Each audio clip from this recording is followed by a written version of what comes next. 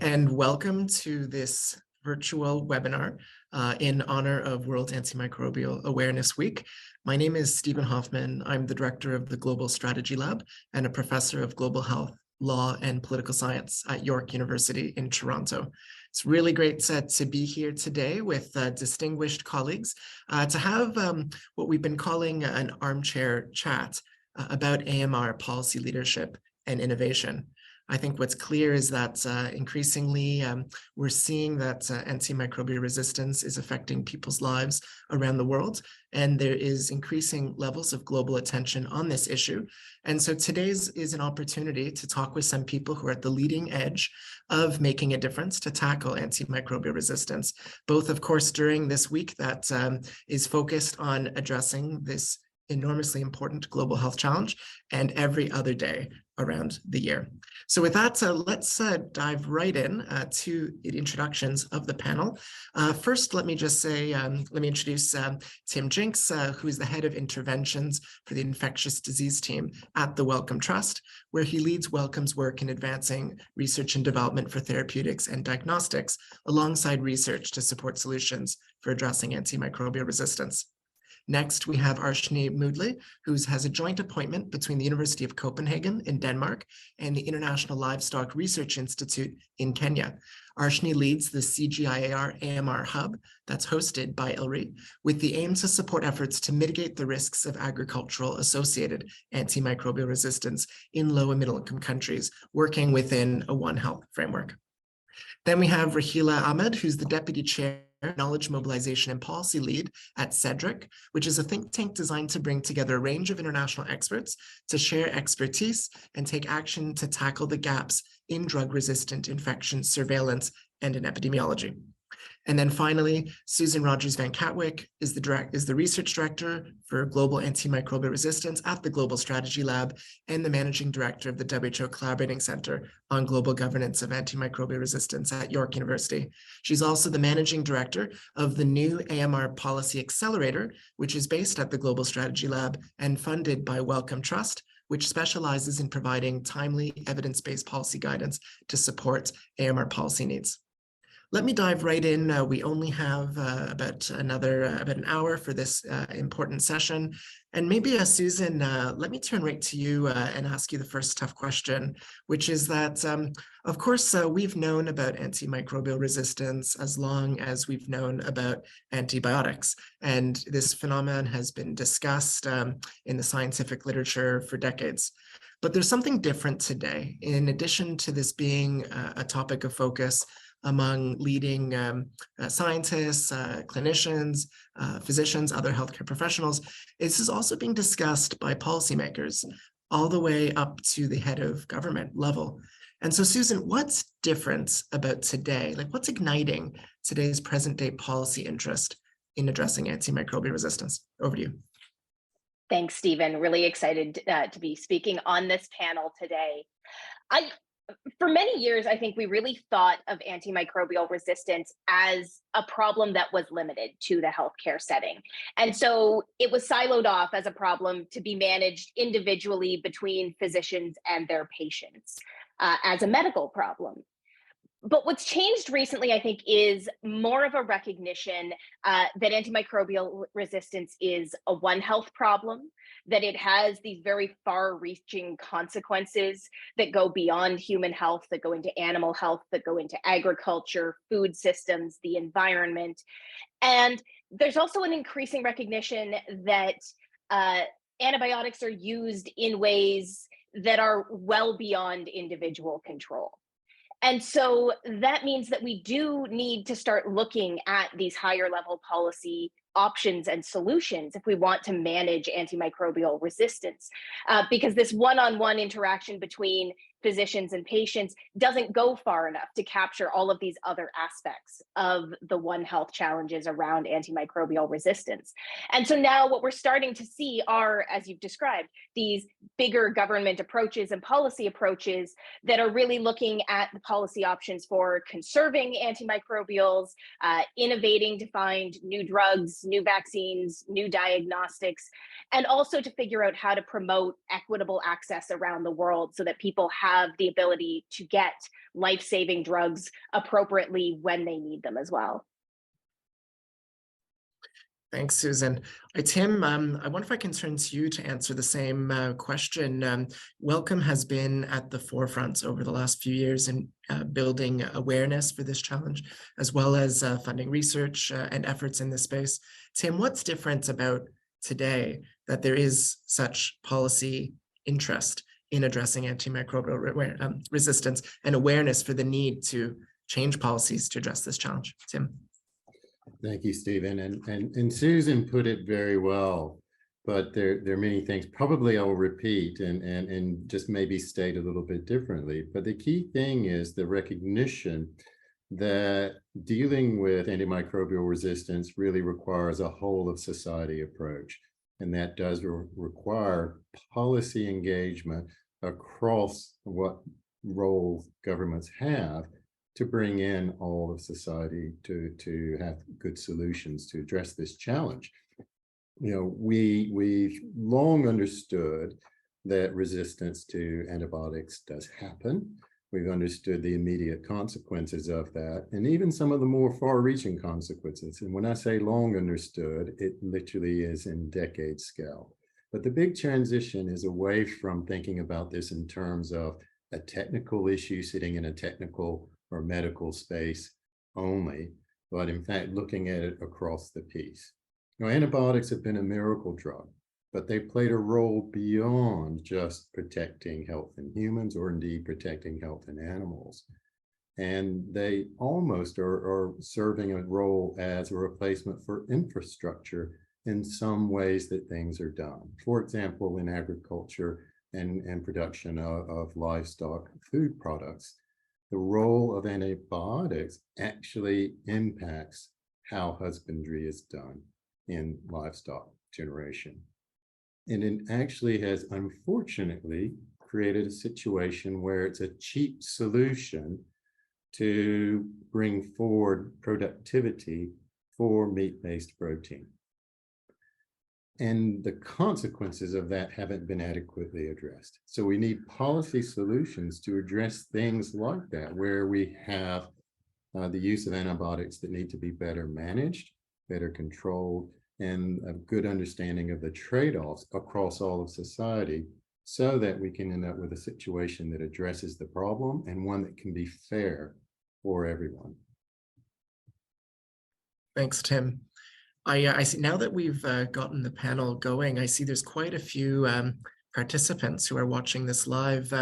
We do have the chat feature enabled. And so before I ask my next question, just wanted to call on folks to feel free to introduce yourselves in the chat. It'd be great to see who from around the world, in which countries people are joining in live, in addition to anyone who might be watching this afterwards, after it's posted, after the recording is posted. So please do that as we go to our next question. And Arshni, I'd love to throw it your way.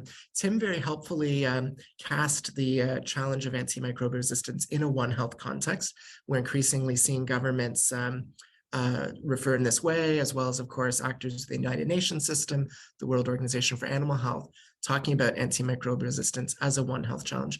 You are, I think, one of the world's leading thinkers in how these things intersect. If I can put the challenge on you to help us identify what are some of the most innovative policy work that you've seen that's happening right now to mitigate antimicrobial resistance, whether in one sector or another, or maybe policy work that's crossing sectors? Arshni. Thank you very much, Stephen, for that. And I don't mean to offend anybody, but I think generally when one thinks about policy, it seems really dry and a language that is very difficult to understand if you're not, within the crowd. But what I think is a bit different, because I work in a low and middle income context, and policy doesn't necessarily translate well with people who are supposed to implement it, or the ones that are feeling the burden of that. This is not the way to go for us. More policy is not going to help. More laws is generally not the way to go. So I think for us, one of the things that we have particularly been interested in is how can we utilize either the existing policies because they're not being implemented. It's not to say that there are gaps, there are also gaps, but generally the policies that are there and the regulatory frameworks that are there to govern usage of antimicrobials is fairly good. The problem is that it's not actually being implemented. And the question is, why is that? And so one of the things is about taking what the law says and sitting there with the people who are supposed to be affected by it and saying, well, what do you think? What can, and then bringing also government officials to sit at the table to try to hear what are the gaps in the implementation of what is currently there.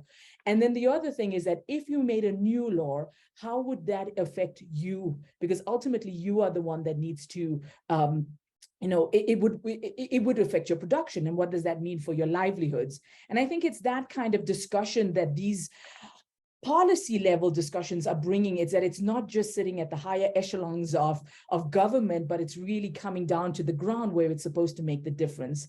So for me, that I think is something different that I would not have seen in Denmark when I sit there and see things just coming on the news.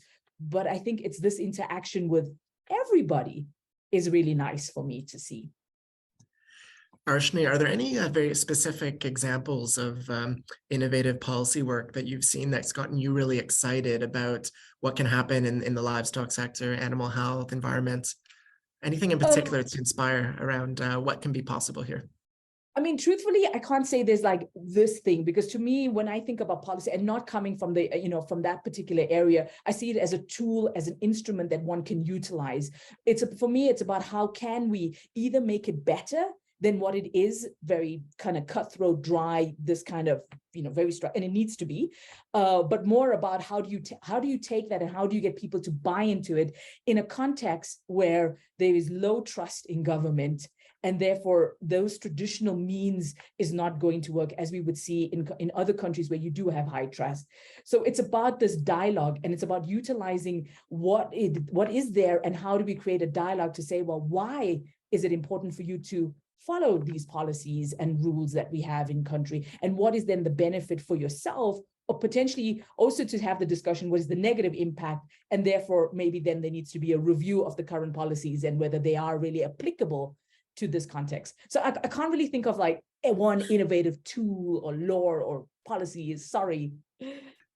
No, that's okay. There's too many exciting examples, Arshni. It's funny how you mentioned policy being dry. I think I've as a policy guy, it's funny the way we see worlds, and I have definitely convinced at least more than a few students about how exciting that can be. But no, it's I'm here. You're at the leading edge of it, though. You're doing lots of work in that space, but it's amazing.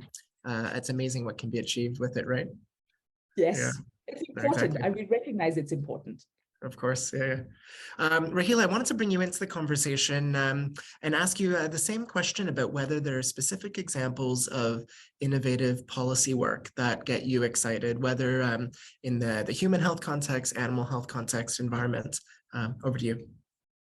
Sure, thank you. And I just want to pick up what Arshni is saying there. I think maybe if we think about policies as interventions, so different interventions, and some of them are at macro level, and we may talk about policies, and some of them are more at the local level, and sometimes we talk about them as guidelines. So I think it spans all of that. So if we broadly can say interventions, yes, there are lots of exciting and new interventions, and I'll pick out a few examples momentarily. And thank you for the introduction. Thank you for the opportunity to be here. It's so exciting. And I'm wearing my blue for World Antimicrobial Awareness Week. So I got out all the blue. So I think in terms of innovation, I'm going to draw on examples from ICARS. And if people are not familiar, I'm sure they are, but that's the International Centre for Antimicrobial Resistant Solutions. And I think they're doing some quite exciting work, which has excited me lately. And I think what they're managing to do is just span that One Health. So when they're looking at point of care diagnostics, they're working with pig farmers in Colombia, and then human health in Kyrgyzstan. So that's a good span. And I think that kind of breadth of policies, although those are two examples for two different countries, if those can then span across the One Health, in a given country, that's exciting for me to see. I think the other thing that's really exciting and new or evolving is the awareness of research and impact, and that link between research and impact, and that's where policies can sometimes be the mediator.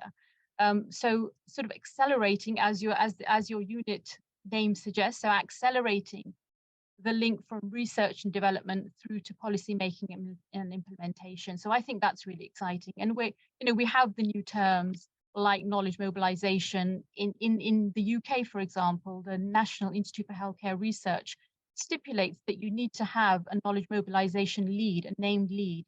That's new and exciting, and I'm seeing that that's having a positive impact in terms of the dialogue at the very least.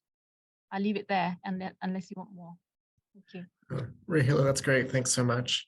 Tim, I wonder if I can turn it to you. I know we've talked about some of the interesting work happening in Thailand before. I wonder if you could share a bit more about that from your perspective, about some of the innovative policy work happening there for the audience's benefit. Tim.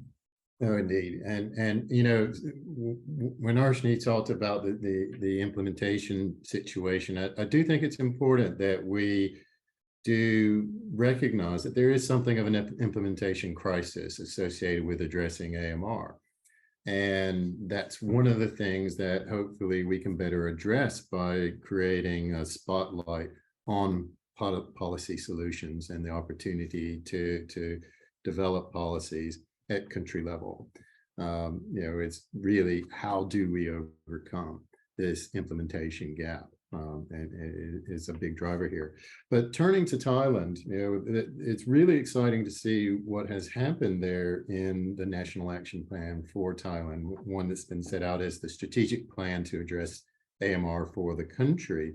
And very similar to what Arshni was describing, the strategic plan was developed with the key stakeholders in the country who were impacted by what was being addressed. And an area that is, I think, very interesting and exciting to see what will happen relates to the setting of targets for reducing the use of antimicrobials, both in relation to human health as well as animal health. And there were specific targets set for both areas, 20% reduction in human health and 30% reduction in application to animal use case. But what's very interesting in this is that there wasn't a set of regulations that were then tied to how these goals should be met. But in fact, it's been left open to essentially experimentation by the key stakeholders to find ways to achieve the goals that have been set.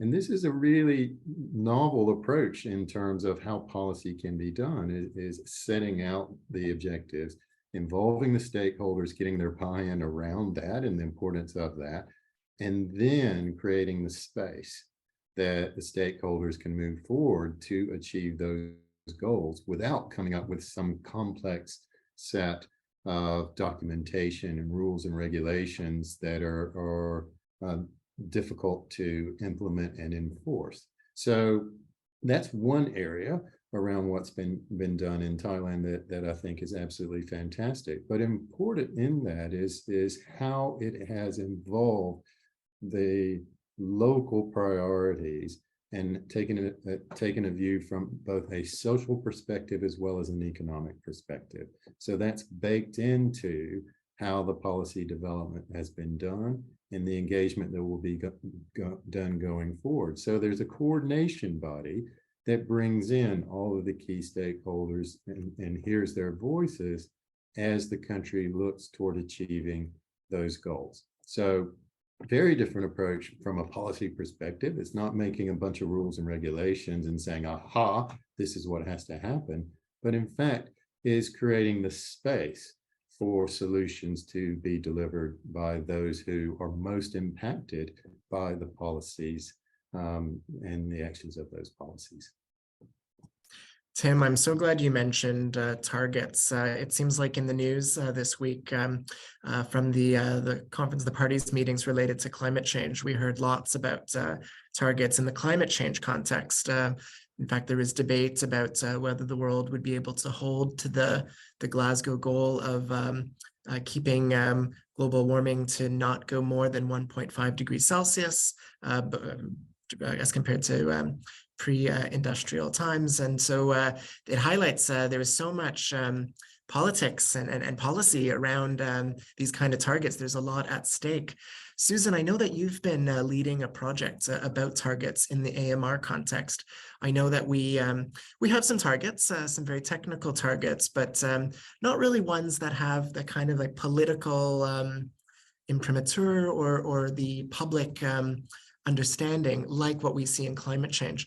What have you seen in the work that you've done, and any advice for how we can move AMR efforts forward through having global targets in the space? Susan. Yeah, this is actually, I think, one of those areas that's really important as we shift from talking about AMR as this very technical issue with technical targets to thinking about AMR in the big picture that needs all of these policy solutions. I think the climate space has actually done really well using that global climate target as a communication tool. And so as you're alluding to, as the Conference of Parties meets, you see these news articles that come out on a regular basis that assess whether the world is on track to meet those goals. And if they're not, then we have an entire conversation on a regular basis about what needs to change in order to move us closer to that goalpost. And that's something that I see as fundamentally lacking in the AMR discussion at this point, because we do know that antimicrobial resistance is this challenge that needs to pull in support from different governments. It can't be solved at the individual country level. And so we need something that kind of brings the global community together. And we say that by a certain date, we want to have achieved X marker of progress towards limiting the growth of AMR, but we haven't really nailed down what that is or what that target can be that works across sectors and makes folks from the agricultural industry and from human health all feel like their efforts are towards the same global goal. So really working to develop that, having that conversation, recognizing that we will need an entire suite of technical targets and surveillance-based indicators and local targets even, and that's fantastic. But all of that really should connect to some sort of broader global goal that we're all working towards. And that will help rally the political support, the financial support, the civil society support to make sure that antimicrobial resistance is addressed as being one of the biggest global health challenges, which we know that it is, but it's not clear that everybody else necessarily knows that yet. No, thanks, Susan. I know, Rahila, that Cedric is doing some amazing work in the surveillance and epidemiology space. I wonder, Rahila, if you want to chime in about your thoughts on targets and whether you have any ideas for what we could do that would be quite helpful to advance AMR policy in this space. Sure, thank you. So I'm going to go the other way. I think for targets, we do need to start ground up, rather like Susan's saying, but I think we need to look at examples. The UK, so England has been one of the countries that has been one of the leaders in terms of setting targets at organizational level and also at individual healthcare practitioner level. And at the same time, having that information available in the public domain. So I think there's something there about the trajectory that an individual country takes and when they are ready to share information and then become a little bit relaxed about that information, which is what we find in England. England is not normally quoted as an example in this space because we have taken quite a regulatory and mandatory approach, which isn't always feasible and acceptable in terms of setting targets, in terms of information to the public. But I think what it can do is provide a model, and different countries can say at which point they would feel comfortable and where it's feasible. So when we did work looking at England and Japan, for example, some of those mandatory approaches were not appropriate, but we were at least able to compare why Japan take a persuasive voluntary approach and how that fits with their total quality management approach, which comes from industry, but also how they may move towards other approaches and sort of mapping how countries fall. So I think actually taking that ground up approach, understanding where you are in terms of what's acceptable, and looking at some of those extremes like England and seeing what we've been able to achieve, I think that might be a way forward. So that's something that we're looking at in terms of doing that mapping at Cedric. Thank you. Oh, great, thanks so much. Arshni, before we move from targets, I'd want to make sure to get you in here. I know that targets in a human health context probably are quite different than targets that could be there in an animal health context, particularly, I guess, given it might even vary by species of animal and such, whether it's in a livestock context or other contexts. Arshni, any thoughts on targets from a One Health perspective? So I would go with Denmark. I mean, Denmark, I think, set out 10 years ago targets on the reduction of usage of antibiotics in the pig sector, and setting very bold targets with not really, I don't think there was a good scientific basis for the choice of we want a reduction by 10, 13, 15% by X time. I think it was the need to set a bold standard to say, well, let's see what we can do. But I think that is also very much supported by both the industry voluntarily, choosing to ban certain usage of drugs by themselves without the policy coming in, but then at the same time saying, well, we still need a tighter regulations in order to push it a little bit further. So needing to create both of that, going hand in hand, and then setting the target. I think for me, being on the livestock side and thinking really about, well, what does livestock mean in a low and middle income context is not the same as a high income country. And more than that, we simply do not have the data to say, well, what is normal use or acceptable use? And then when is it going to, and then at what level are we want to get it where it's totally okay? Is it zero? Should zero be it? Because you can have production at zero, but we still have a growing population to feed and food to still produce. And how do we offset that? But I like the analogy of using climate, because I think climate is something we can see. We can see drought, we can see animals dying, we can see the effect. The trouble with AMR and AMU is that I don't think we can see it visually every day. I just spent a weekend at our ranch, which is just outside of Nairobi, and there were dead wildlife everywhere. And so a very stark thing to see, and then to think about climate and why that discussion, anybody can relate to that. It's how do we make AMR more relatable and those targets that are more meaningful. So I really do think we need targets. Each country should be setting one, and then trying to achieve it, because we have to benchmark and say, well, what is our actions and all of this investment that we're doing? How do we measure that it's either working or not working, or we need to do something differently? So I'm all for targets. I love, Arshni, how you helped us come full circle from Tim's initial point about the targets work in Thailand to Susan's point about creating targets that relate to people and that people feel is meaningful to them. Super helpful. I wanted to now, Susan, I wonder if I can come back to you. One of the things that we are often struck with are what are the issues that we're not talking about that we should be talking about. And so, we have a panel today focused on AMR policy and innovation. Of course, when issues become policy issues or become political issues, certain parts of the issue often get more salience than others and such. And so wanted to give you a challenge, Susan. Any thoughts that you want to share with the audience around what are some of the fundamental issues that are driving antimicrobial resistance or that are preventing progress that we're not talking enough about right now? Susan. So from my point of view, I think one of the things we're not talking enough about is policy evaluation. We think a lot about national action plans, about policies we want to put in place in different sectors, but oftentimes there is no evaluation that goes with that, so that we know whether that policy actually was effective and successful. But really, I think maybe most importantly is we don't stop to look and see whether the policies that are being put into place are disproportionately affecting one part of society over another. And so I think that as we go forward, and I hope we start to talk about this a little bit more, we're going to uncover some big equity challenges in terms of how different policies get rolled out and how some of the AMR policies that we typically think about may disproportionately, impact on some marginalized parts of population.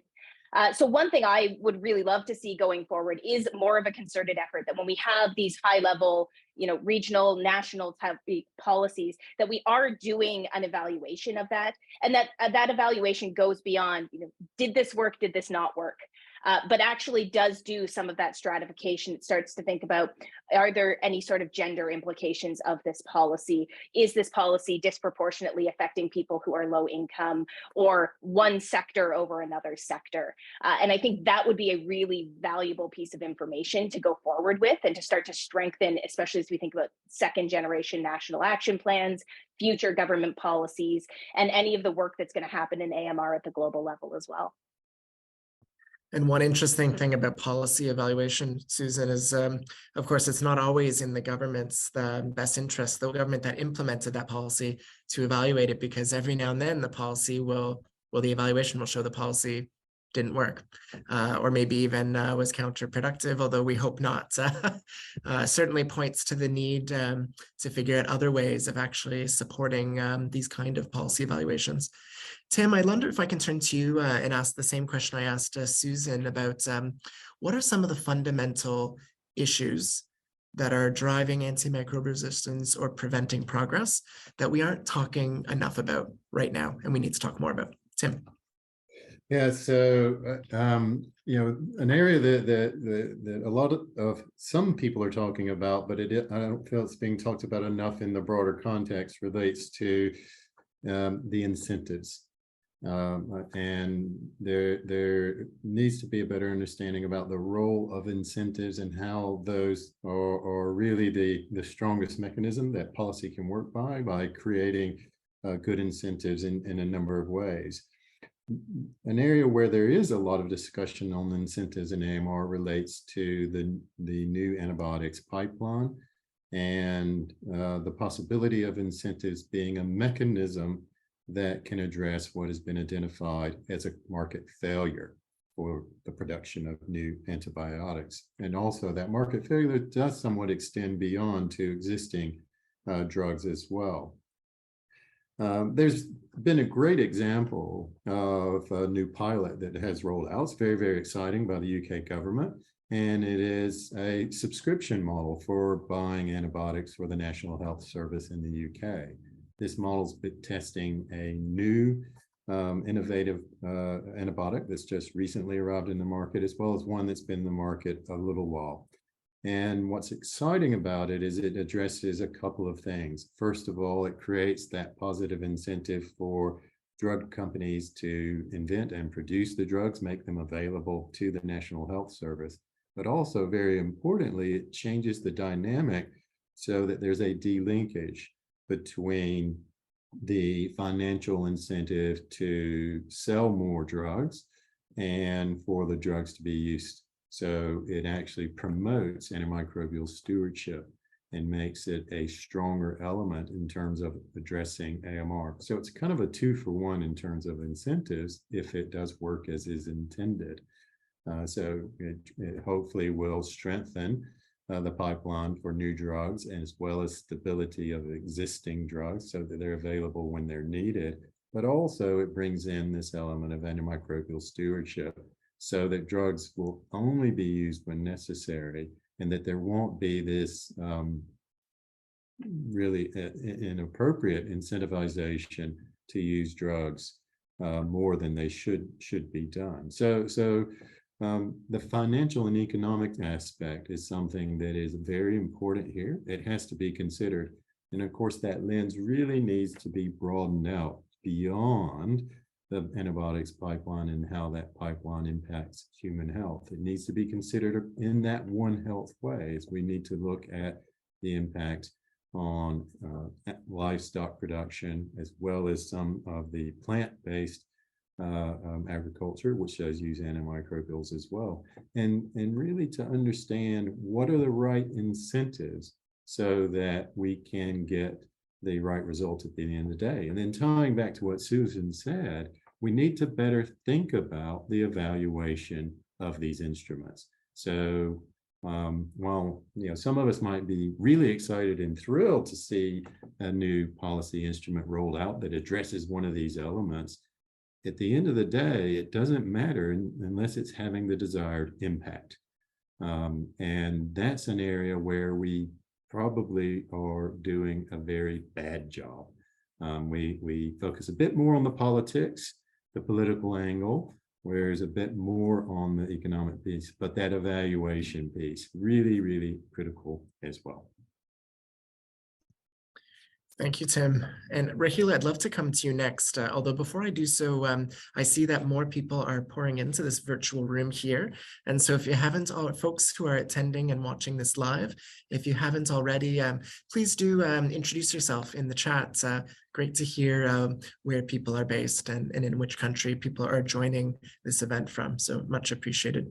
But Rahila, maybe if I can ask you the same question, because I think this question is provoking some good, some really good and important points. From your perspective, what are some of the fundamental issues that are driving antimicrobial resistance or preventing progress that you think we're not talking enough about? Rahila. Thank you. So I think we talk about this issue, but not necessarily in the context of AMR, and that is workforce shortages across the globe.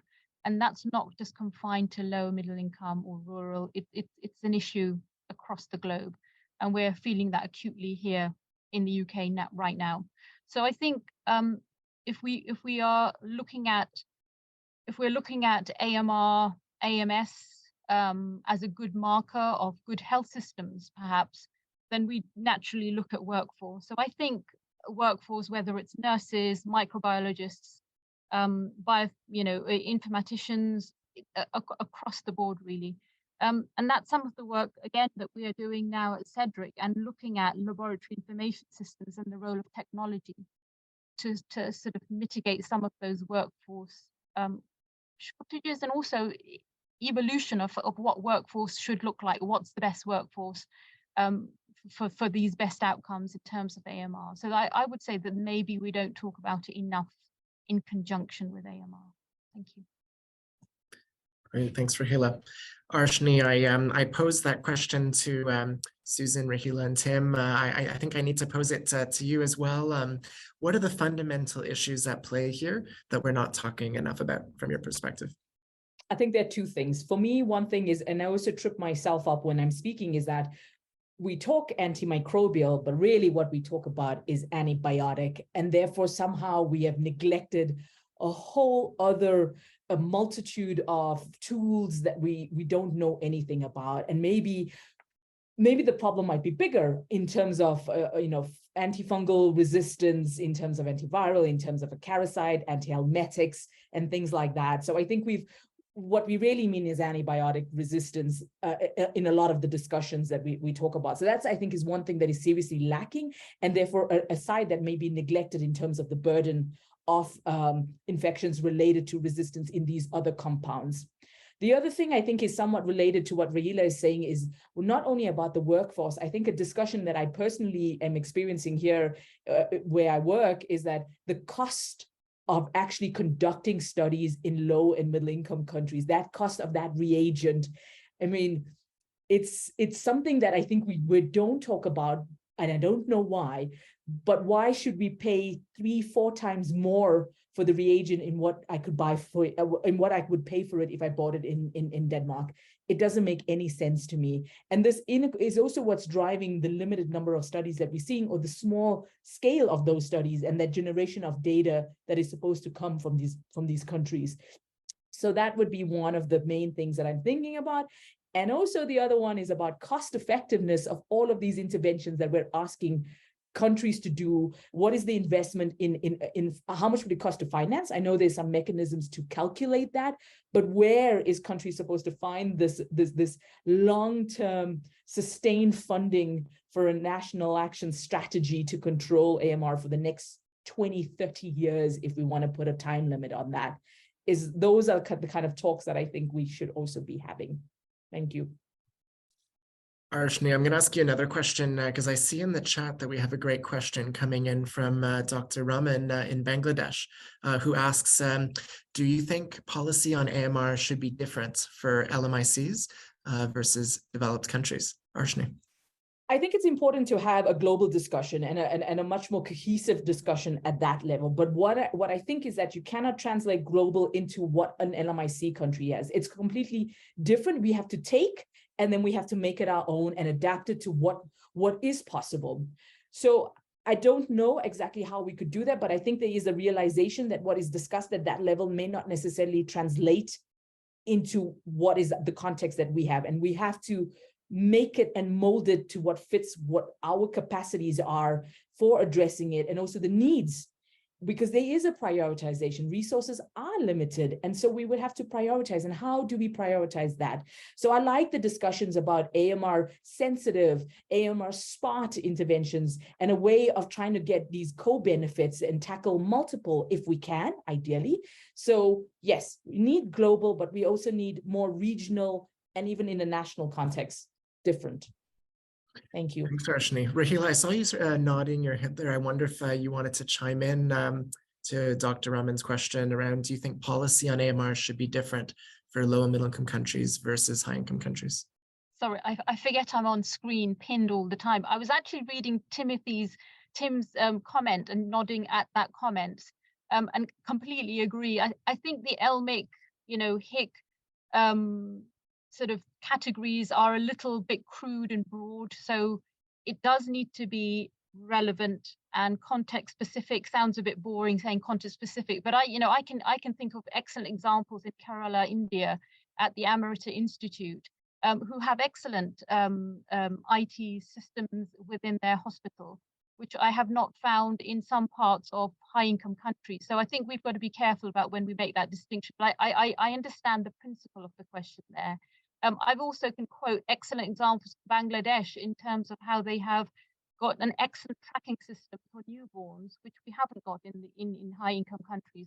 So I think this goes back to the point about how if we think about good health system functioning, NAMR is a good marker. There are really good examples for other areas in lower resource settings, shall we say. Let's call them lower resource settings, which can happen within high income countries as well. So where we have low resource settings, how can we maximize, optimize workforce technology for best outcomes? I think that may be the approach. Thank you. Yeah, I would definitely say that of the high income countries where I've worked, those countries could probably learn a lot more from lower income countries than the opposite. So certainly lots of opportunities for learning across countries, irrespective of economic context in this case. Tim, I wanted to ask you a question, if I can, just going to slightly change the focus to talking about sort of the political dimension of antimicrobial resistance. And specifically this past week, we know that the G20 met in Indonesia. And if you, Tim, were at that meeting, and if you had the opportunity to ask the G20 or the G7, whichever you want, about what they need to do as a next step to tackle the root drivers of antimicrobial resistance, what advice would you have for the G7 or G20 to tackle those root drivers of AMR? Steve, putting it in that context, first of all, a lot of the high-level discussions in this space are focused on pandemic preparedness and response, understandably, because we're still in the back end of the COVID-19 pandemic and trying to determine how to get out of that pandemic and get the world into a better place so that hopefully we won't suffer the consequences of the next one in the same way. But that situation actually colors and frames all of the political discourse. So my first thing would be to say, look, don't forget AMR. This isn't simply about emerging pandemics of a viral source, zoonotic disease, but in fact, what we need to be looking at here is issues related to infectious diseases as a whole.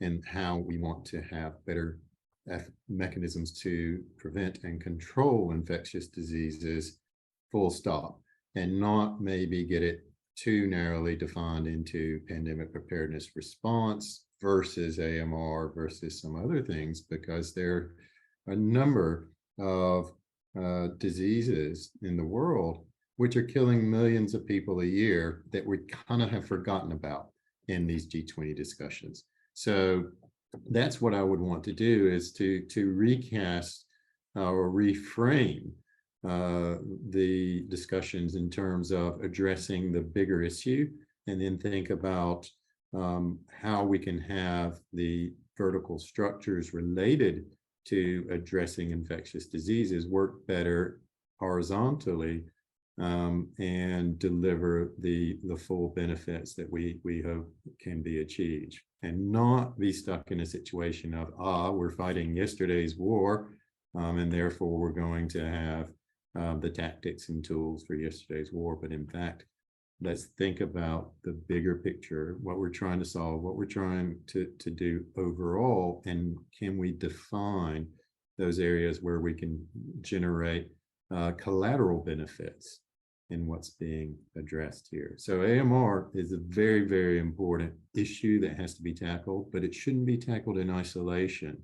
Bring it into a broader context now, please. Don't do pandemic preparedness response and think, job done, let's forget about health for another decade and go and focus on other matters. Don't forget about AMR. I love that, Tim. Thank you. Susan, if I can ask you the same question. So if you were in that room where heads of government met in Bali and Indonesia, what advice would you have given them, or what advice would you give to the next G20 that meets around how they can work together to tackle the underlying root drivers of antimicrobial resistance? Yes, I would echo a lot of what Tim had to say. I think there's a huge opportunity to think about AMR in terms of pandemic preparedness, in terms of climate change, in terms of HIV, TB, and malaria. All of these big conversations that happen could have an element of AMR instead of putting AMR off in its own kind of corner as a separate discussion. So that would be one thing I think I would call for. I think the second thing I would call for is more of a focus on these policy questions that we've been talking about, the social science side of AMR research that's been happening. The G20 R&D Hub does this fantastic job of tracking investments in the innovation space for new drugs. But we don't have a similar mechanism that can really help track investments in the social aspects of AMR. And being able to have that data and to use that data to then fill in the gaps, replenish the financing to deal with AMR in a more real way would be really, really phenomenal. And some of the infrastructure is already there. So taking that next step actually would be a huge opportunity. Susan, before I go to the last question, which I'll turn to the whole panel to answer, wanted to give you an opportunity to talk about the AMR Policy Accelerator. Of course, that it's a new initiative, one that is about informing decisions, whether they're within governments, G20, those types of organizations. Maybe if you can tell us a little bit about the accelerator and what you're doing there. Thanks. Yes, really excited to do that.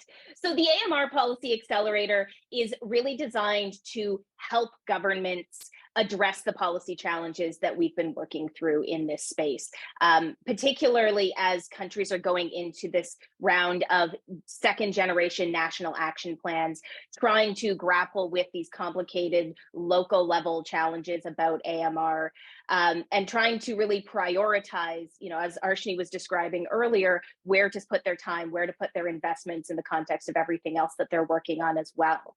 And so our platform has really been designed to help bridge the scientific evidence to that policy space. And so our goal really is to work with countries to identify the specific questions, the specific challenges that they're facing in the AMR space, and then to be able to bring in the evidence and collaboratively work on developing policy options and policy solutions, evaluation plans, and things like that, that countries can build on going forwards. So we're doing that across a couple of different ways. We can work directly with countries in a sort of consulting model.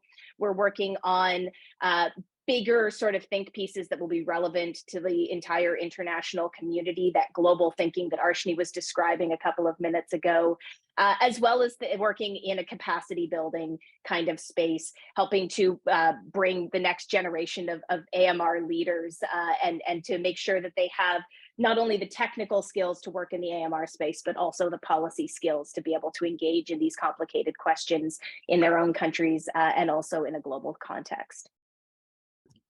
Thanks so much, Susan. My last question, for which I'm going to pose to the whole panel before we have to unfortunately end today's virtual armchair discussion, is really much focused on inequity. Well, equity and inequity that we see in our world and around this issue. Again, picking up on the recent climate change meeting that just ended in Egypt, a lot of the conversation around climate change, just like a lot of the conversation around antimicrobial resistance, is often around benefits of action and burden sharing and mitigating causes, but also recognizing that the historical contribution to the development of a problem is not equally shared across countries. How do we ensure that action to address antimicrobial resistance can be done and supported in a way that enhances equity around the world? I think there's a lot of questions or conversations about, is this an agenda that's only coming from some wealthier countries? Of course, more people die from antimicrobial resistance in less resourced countries than in higher resource countries, but historically, there's been more use of antimicrobials in higher income countries than lower income countries, although that's changing. And so how do we ensure that efforts, and I'll ask this to the whole panel, how do we ensure that efforts to tackle antimicrobial resistance, which are so desperately needed, and for which this World Antimicrobial Awareness Week was established, how do we make sure that those actions end up enhancing health equity as opposed to undermining it? Maybe I can, Tim, can I first go to you? And we'll go to others after. Gosh, very, very daunting. I wish I had a good answer to the question, frankly. This is a really challenging space that we're facing, and one where the international and transnational engagement is very, very thorny, and we're finding ourselves a bit stuck. One thing that I believe that we might need to do is think of ways that we can better identify how national self-interest can also be served by addressing the issues related to equity and other places. And what I'm thinking about here is it would seem that there's high-level agreement in principle about equity, but we don't see the actions that fulfill the principles that everyone seems to be agreeing with. So there seem to be a combination of political issues that are actually holding us back, as well as some of the more technical and financial matters in certain sectors that make this a problem. So maybe we need to think more about how this can more clearly deliver the benefits to each country that's involved, and not it falling into a discussion about who's trading off what for whom, which is where we seem to be at the moment. But I'll stop there. I mean, this is so very, very important. And I hope that the work that you and others will be doing will actually help crack this one. Thanks, Tim. I saved the hardest question for last. Arshni, can I ask the same question of you? How do we make sure actions to address antimicrobial resistance actually enhance equity around the world? So there was a word that I learned from my husband and a discussion that we've been having, and also an experience that I've been also feeling myself being based here for the last few years, and also, being based in Denmark, decolonization. I think I have experienced where somebody is telling me what they think will work in the situation that I find myself in here, and not wanting to listen to what I think is the problem and how I think the problem could be addressed. It's not that I'm not open to suggestions. I think there's a need that there needs to be a voice going from here upwards rather than being told downwards as to you need this and you could do it like this, and we need next generation sequencing in every other aspect here. So I think so I've come to learn this term, and also to think about how can we decolonize whatever this problem is that we are talking about in the AMR context. The other thing for me is to understand the food system, both the national food system as well as the global food system, and to say, well, what would AMR mean for that? And if it does impact it, and also in terms of the interventions that we need to take up that still preserves this very important system. How do we build resilient systems? I think resilience, transformation, these are all words that we're utilizing both in terms of food, but also in terms of climate. So I think all of those discussions need to come together. And I feel sometimes that I have an angel on one shoulder and a devil, where as Tim said, we shouldn't silo AMR, but I feel like if we forget about it, it would just become something, and AMR. So how do we really try to say that it's all really connected, and it does one thing affects the other, and how do we bring that complexity and appreciate the complexity and not trying to overly simplify things? So I think we just need to be uncomfortable in the complexities that AMR brings, but utilize it as an opportunity to say, well, we can strengthen the system and use AMR as a marker of that system. Great, thanks, Arshni. Rahila, same question to you. Thank you. So yes, so many things, but I think not to forget the basics. So the water, sanitation, and hygiene. We haven't done that yet. So don't forget about that. Don't forget about vaccines. We've been very careful not to mention the pandemic, COVID. We can't forget what happened so recently. So I think those are the things that will remind us. But I think probably when we're thinking about AMR, we're talking about the global. We are making it. We're aggregating. And I think if we just remember that there is a person and an individual at the end, wherever they are, I think that might be helpful for us as well in terms of policy. Thank you. Thanks so much, Rahila. Susan, last word to you. There have been lots of great suggestions so far. I think from my point of view, it boils down to actually applying this equity lens, making sure it's part of the conversation, no matter what level that we're having that conversation at.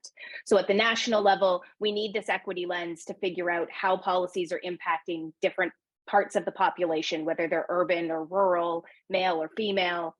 And then at the global level, we also need to apply this equity lens to the structures that we're building. If it's inside the Pandemic Preparedness Treaty or other international efforts, who is being impacted and how? And as long as we start from applying that lens, I think we'll make a lot of progress compared to what we have done so far.